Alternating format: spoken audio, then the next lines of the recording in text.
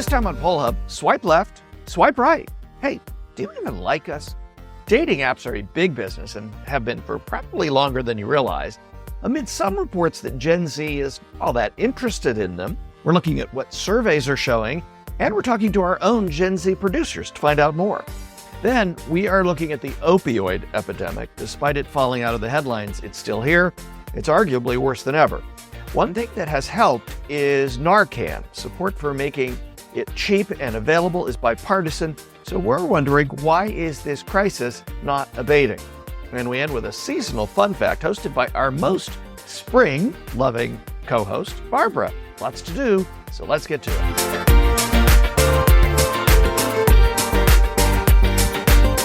And hi, everybody. Welcome to Poll Hub. I'm JD Dapper. I'm Barbara Carvalho. I'm Mary Griffith. I'm Athen Hollis. And I'm Rebecca Hendricks. Well, it may be hard to believe, but widely available online dating has been around for almost 40 years. The first dating website was Match.com. That launched in 1995. And that means some of the earliest online daters are probably in their 60s or even 70s today. And online dating has become pretty popular. This month, SSRS reported that nearly 4 in 10 Americans say that they've used a dating app or site. But remember, when dating apps first started, there was a bit of a stigma and plenty of people thought it would never last. But turns out online dating has become pretty normal. Yeah, that's true. The number of app downloads grew faster after the release of Tinder, with the number of dating app downloads more than doubling from 2012 to 2014, according to Data AI. So that was a big explosive growth period. Downloads stayed at that level through 2020. And in fact, early that year, as the pandemic struck, the dating app Hinge experienced a 30% increase in messages sent among users. That was from January and February. And then remember, the pandemic hit in late February. And so in March, a 30% increase over those first 2 months of that year. But this quarter, Match Group, which owns about a dozen dating apps, including Match, Tinder, and Hinge, they reported that paying users fell 8% over the prior period. Still, most analysts see a bright future for dating apps among Gen Z, and they're mostly the reason why. Yeah, we'll get to that in a minute, but there's some really interesting stats about who uses these apps and why. So let's do that first. Let's start with sexual orientation. Those in the queer community are way more likely to use online dating than others. Last year, Pew found 51% of queer people said they used a dating app, compared to 28% of straight people. That's so interesting. That number is pretty much almost double. Why do you think that is? Well, as someone who met his husband on an online dating app, actually it was a website, I think part of that is that in communities that are smaller than the community at large, and so that could be people, the racial background or sexual orientation or religion, whatever it is, it can be harder, it can be easier, but it can be harder to find mates. And so generally in the gay community, the queer community, that always happened in bars, gay bars. And I think the limitations of that were the people who were in the bar at that given time, that was your opportunity set, and that's pretty small. And I think online dating turned that on its head. And so all of a sudden, all the people in your city who were gay and available were somebody that you could potentially reach out to and date. I don't know. What do you think? No, I would completely agree. I think the online aspect of online dating kind of takes away the stigma of like going up to someone in person and not knowing their sexuality. Like everyone that you see on this dating app is of your sexuality. So I think it kind of makes it a lot easier and maybe safer in some ways. Yeah, absolutely. No, that's right. There is a safety factor as well, because you don't just walk up to somebody on the street and say, "Hey, are you gay? You want to date?" Yeah, that probably wouldn't go so well. Well, let's look at gender, because that's another big difference. In terms of usage, 34% of men say they have used a dating app. 27% of women have said the same. So not a huge difference there, but their experiences are like totally different. Yeah, so that same SSRS survey found that 69% of men said they thought it was very or somewhat safe to meet people online, and 52% of women said the same. And the 2023 Pew Research poll reported that a majority of women, 51%, said their online dating experience was overall somewhat or very negative, compared with 42% of men who said the same. And it seems worst for young women. That Pew poll showed 56% of women 18 to 49 had been sent unrequested sexually explicit images or messages. Just 25% of men in that age group experienced the same. I mean, so what's your experience been? And let's bring in Rebecca, one of our other producers. You guys are young women in college. Does this resonate with you from what you've heard, your own experience, or what you've heard from friends? Yeah, I would say so. I think seeing my friends like online dating, it's definitely, I think maybe men just don't have that kind of fear from it. So they have more ability to say anything they want to people, it seems. And I think women are a lot more careful or fearful on these type of apps. Yeah, I've never personally been on a dating app, but I have watched my friends scrolling through theirs, looking at their messages, and I've seen some pretty scary stuff on there. I'm not going to lie. I've seen some really crazy sexually explicit messages sent to virtually complete strangers, and it does kind of feel unsafe from a young woman's perspective. I haven't seen what kind of messages young men are getting on these apps, but primarily the audience that's sending these kind of charged messages or these more explicit images are men, and it's very disturbing. All right. So earlier we mentioned that Gen Z may be the reason that dating apps are unlikely to go away. But let's look more into that. How come? Well, online dating is much more common among the young, and that's kind of expected. I mean, older people, they're more often married, or in relationships. They've had a lot more time to be in relationships, right? And while plenty of people that are older are on these apps, Pew shows Americans are mainly using the dating apps to meet their long-term partners. So what's different with Gen Z is the apps they're using. Match and eHarmony, kind of out, kind of dated. Hinge and Bumble are in and upcoming. Here are the latest stats from the current users, according to SSRS. 37% of 18 to 29-year-olds and 38% of 30 to 49-year-olds are on dating apps. So that's, like 4 in 10 of people under 50 are using dating apps. I think it's also really, really interesting that the top reason given by all the age groups for using dating apps is they're looking to meet a long-term partner or spouse. And this is according to Pew. I think it's also really interesting that the top reason given by all age groups for using dating apps is to meet a long-term partner or spouse. And I think it's especially among young people. Like, is this what you expected to see? I know for me, I think for kind of the younger age groups, I wouldn't have expected that they're looking for a long-term partner. Yeah, I have to agree with you there. All of my friends that are using dating apps, and I know myself personally, I'm not looking for a spouse right now, and I know that a lot of people use dating apps very casually for casual dating, things like that. I haven't heard a lot of my peers saying that they're looking for marriage or really anything super, super long-term. Yeah, so they do say spouse here in the way that it's phrased, but what about looking for a girlfriend or a boyfriend? I mean, are your peers doing it for that, or is it just for hookups? I mean, honestly, I don't even think they're looking for a long-term partner. I don't even know if they're looking for a boyfriend or a girlfriend. I think most people I know that are using these apps, it's either like they're looking to put themselves out there and like maybe just see what's out there.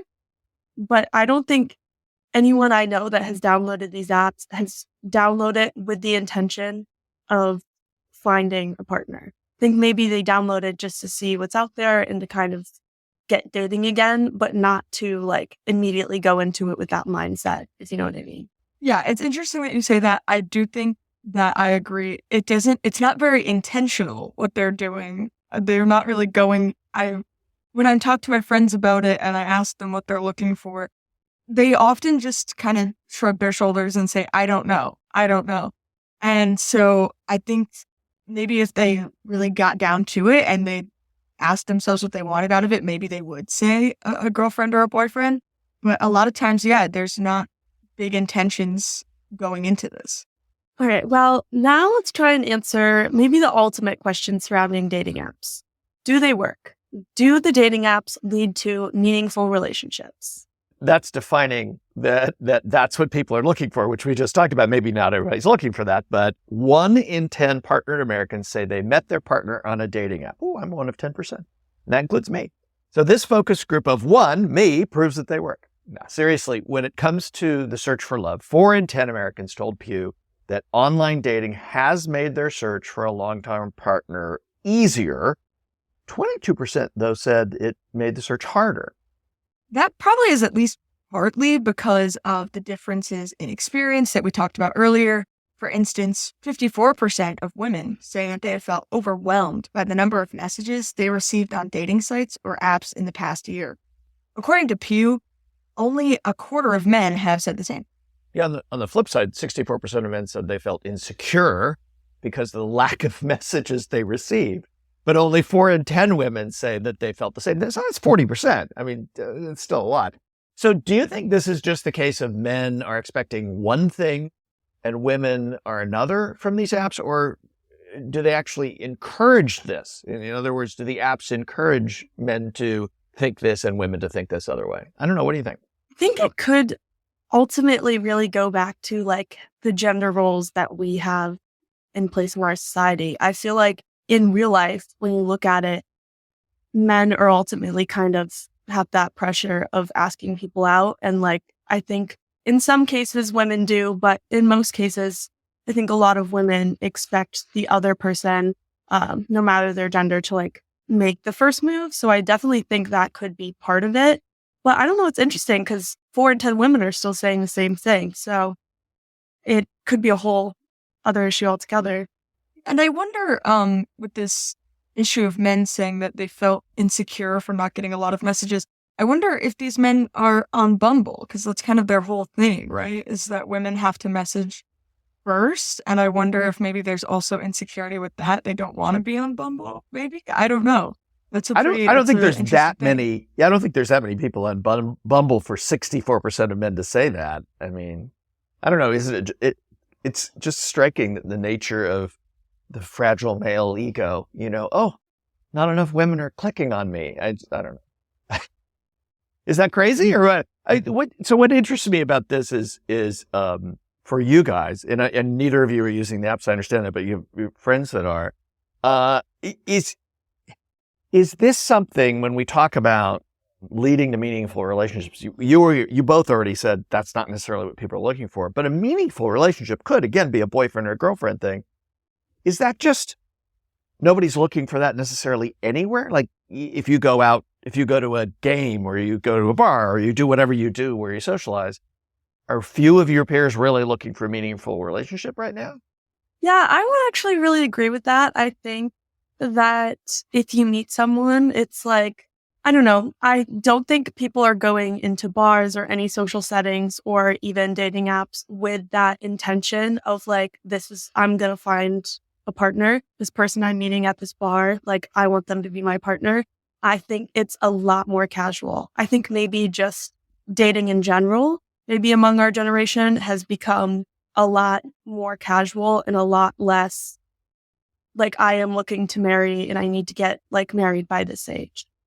I think people are very friend-centric these days as well. Going out to the bar is like a huge activity that you do with your friends. Like you wouldn't really go alone. You wouldn't really go in search of like meeting new people. You're going to like kind of dance with your friends that you came with, and then you leave with those same friends. Great. Yeah, I would agree. And, while online dating does have its cons, we've talked about those, it has opened up a whole new world of opportunities for those looking for love. And these days, there are dating apps for everyone. There's ethnicity-based apps like Dua. There's religious-based apps like Christian Mingle. There are a lot of LGBTQ plus based apps like Grindr or Her. There are even apps for older Americans like Our Time, and even career-based sites like Farmers Only, and apps for famous people like Raya. Farmers Only. That's real. You actually found there's an app called Farmers Only? They have commercials for those. Yeah. Really? Okay. Yeah. Such a good jingle. Yeah. Wonderful jingle. Can you sing that for us? Do you remember it? Oh, I wish I could. Okay, we'll find that. We'll find it. Maybe we'll play out the show with the jingle from Farmers Only. Well, so what we know from that is there's an app for everybody, but that's got me thinking, is there one person for everybody? Because we talked about these apps as a place to meet, and there is the question of, do they work if you define work by getting, your partner for life? But what you guys have suggested is that your generation, especially, you're not rushing to get married. And I think we see that in the data. Marriage rates have changed a lot, right, Athen? Yeah, well, so online dating is on the rise, but marriage is becoming a lot less common. Pew Research data from 2021 shows that Americans ages 25 to 54 who are married fell 14 percentage points between 1990 and 2019. So it went from 67% to 53%. Well, could this be because more young people are choosing to be single? Seems obvious, right? Well, according to a study by the Survey Center on American Life from 2021, 73% of single boomers said that they were single because they liked it more than being in a relationship. And 53% of single Gen Zers gave that same reason. Gen Z's top reason, though, for being single, 73% said that they have more important priorities right now, kind of creating this generational gap. What kind of priorities are Gen Z having that boomers don't have? Well, you're a Gen Zer, you tell me. I mean, that is too. I don't know. I would say, I think there's a lot more of a priority on, having a career, being able to live out your life. I don't know, at least for me, and the people that I know, it's not a priority to settle down and get married and have children as much as it is to, experience, travel and get out there and work first before you think about those things. And I think those might be the more important priorities, is having some fun with your life before you look into settling down. Rebecca, how many of your friends, and you guys are both seniors, so you're about to head off into the wild blue yonder here. How many of your friends have serious boyfriends or girlfriends? I would say 30% of them, but it also really depends on where they are. I would say that my friends in college are a lot less likely to be in a serious relationship than my friends who found jobs right out of high school and are kind of settling into their life already.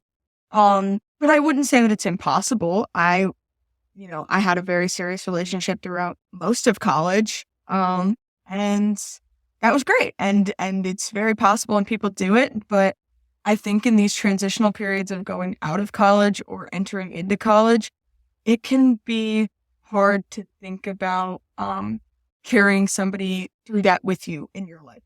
Yeah. Athen, what about you? You're from an area in Maine that is not rural, but it's certainly not a big city.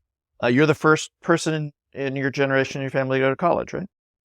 Yeah. So my parents didn't go to college when they were younger. They ended up going back to school. My mom graduated college last year. So we're graduating right around the same time. Yeah. So my parents didn't do it traditionally. Right. So technically I'm not the first person, but okay. In a traditional sense, yes, I would be the first person.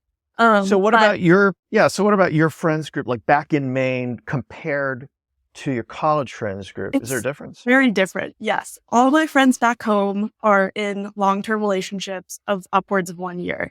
And a lot of the people I went to high school with, there was a period of 3 weeks where I saw 3 pregnancy announcements and 3 engagements.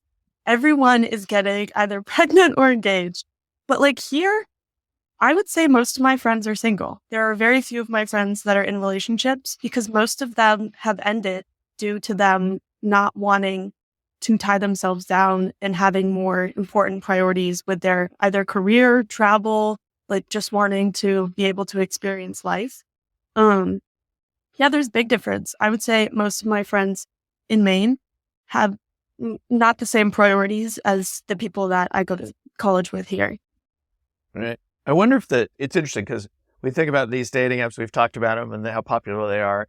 What we didn't really talk about, because we didn't find, I don't think you found, I was looking too, I didn't see any statistics about income and the use of dating apps. And I wonder if when you come out of high school, you don't go to college and you go directly into a job, your income prospects are lower, but you're immediately in the world. You actually have more income and you are kind of getting on with your life quicker. And I wonder, do people use dating apps more frequently for longer term relationships when they're already kind of like, my life's off and running, than when you're in college and you may have grad school ahead of you, you may have a couple of jobs, there's so much uncertainty.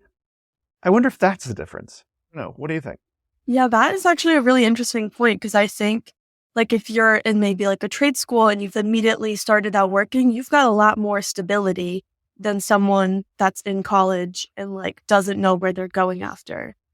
I think it definitely really depends, but I don't know. I have friends that are like in education and they are about to like graduate and go right into something really stable. And those are some of my friends with like the most long-term relationships. So I think maybe stability could also affect your priorities. So Rebecca, last word, and I'm curious because you distinguished between the people that you knew in high school and then people in college. Difference in the amount of or the number of them using dating apps from what you understand? Well, here's the thing. If I was on a dating app, I'm sure I'd know, right? I didn't see them on there. But I think we're all kind of using them. And unfortunately, I hate to say it, if not in a serious way, a lot of people that I know love to say that Hinge is their favorite mobile game on their phone. And so I think that a lot of them are on it. Right. So for the olds in the audience, Hinge is a dating app, but it's a game. It's a dating app. Explain what you're talking about. But people will call it their favorite game on their phone in the sense that like they're scrolling on it.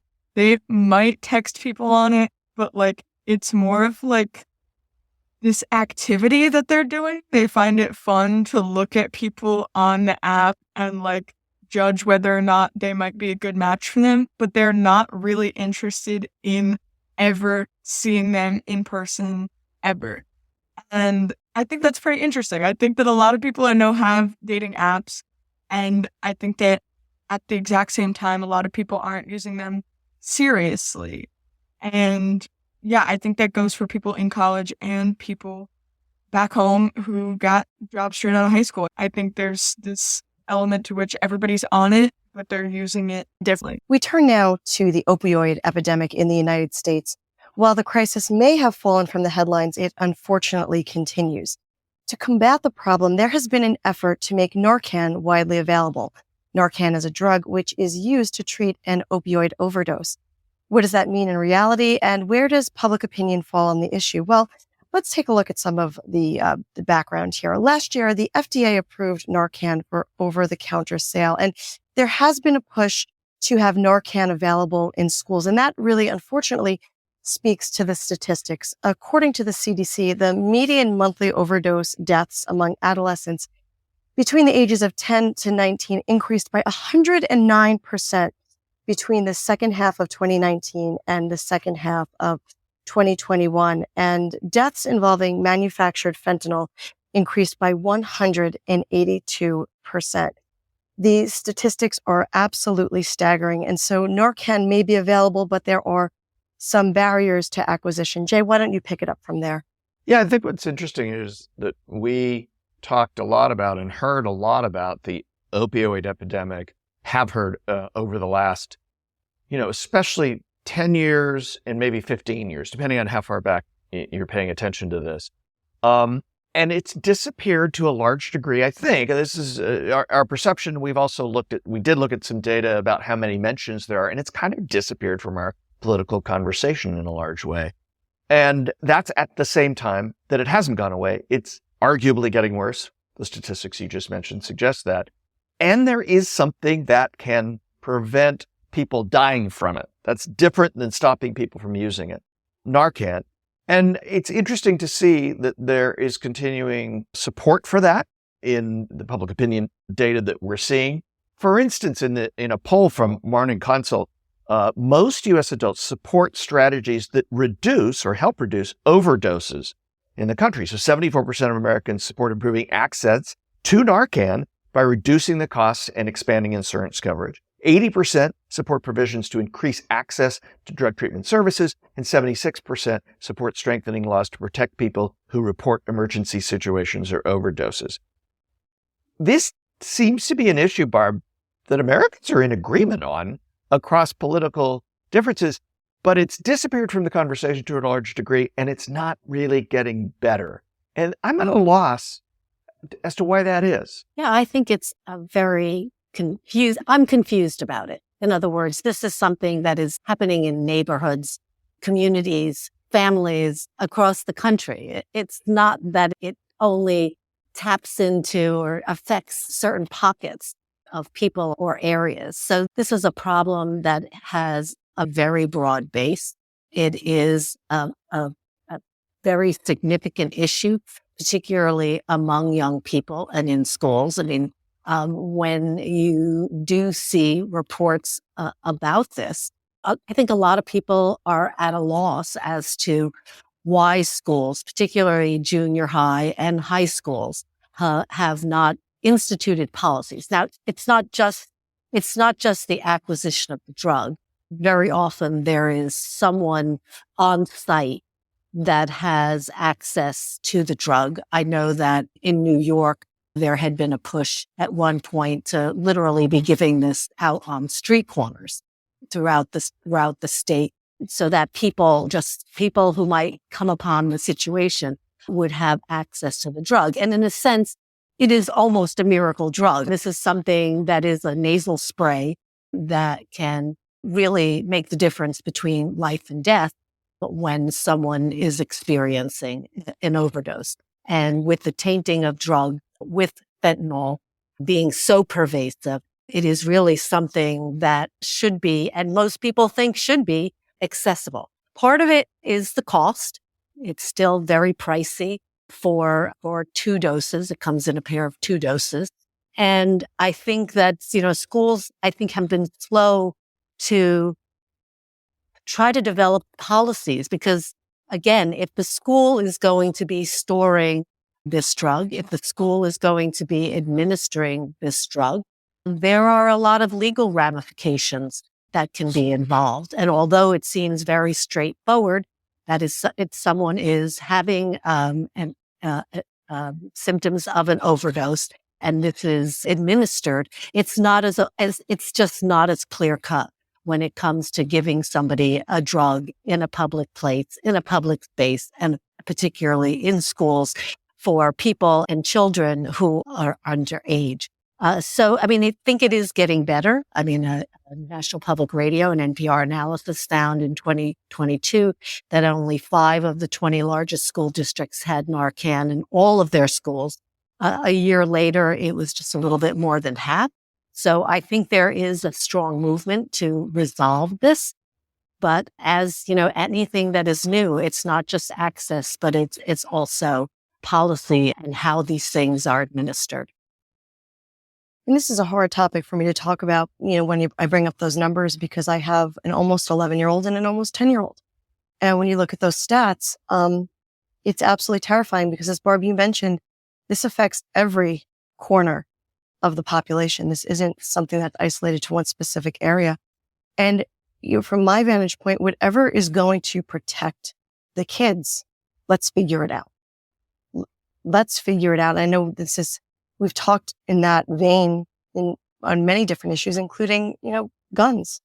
And if there's so much consensus, why haven't we figured out a way? And I think that really is the question moving forward. If this is such a problem, if there is a way to manage it and to control it and to help fix it, what can we do? What needs to happen next? What are the next steps? So does some of this have to do with the way that themes, issues become more resonant and less resonant as things move in and out of our public attention? So, for instance, this was a big issue for a long time in the mid-2010s, and it's fallen away, and people are most concerned about immigration now in one poll. In another poll, they're still concerned about the threats to democracy. In another, they're still concerned about the economy as the number one issue. It depends on which poll you're looking at this month on top issues. This is not in there, and it was near the top for a long time. Is this just a case of an issue that is still critically important, losing out, if you will, in competition to other issues that are seen as critically important? Is that all this is? Well, I think You guys are the media folks, so you can probably speak a little bit better to that than I can. But I think we all observe kind of these waves of attention for issues. So generally linked to a particular event or something that is publicized as, perhaps a celebrity who may be in a situation, or the child of a celebrity that garners some headlines can bring this to the fore, or, very unusual circumstances where you have an incredible tragedy where you have a number of students who may be affected, can bring those things to the headline. But I think what is very trying, I think it's trying for people across a number of issues, and certainly this in public schools, because when it has shrunk from the headline, but it is still a very real issue. It's not the headline grabbing issue of the guns in schools. In fact, there are still many school shootings that are not rising to that attention as well. But I think this is something that also has, I wouldn't say it's an easy solution, but something that is a solution that most people can intervene on. And the crisis occurs not because a student or a child necessarily is a regular user. I mean, obviously those who are addicted, if you're doing something more often, you have a greater likelihood, statistically speaking, of getting a tainted dose of something. But this can certainly happen at random and haphazardly to anybody who might be trying something they think is actually safe. And so for public schools, at least, to be taking the responsibility to have policies to be able to address these issues should they come upon them. And certainly in many school districts, they have been coming upon this issue where a student is in distress. It makes sense to have something available that can solve that issue. Well, Barb, Lee is not here today, and we are going to try to end this podcast off on a little bit of a brighter note. So why don't you take away Barb's fun fact for this? Well, Lee always says I don't have very much of a sense of humor. So, which he's I'm wrong kind about. of surprised you guys.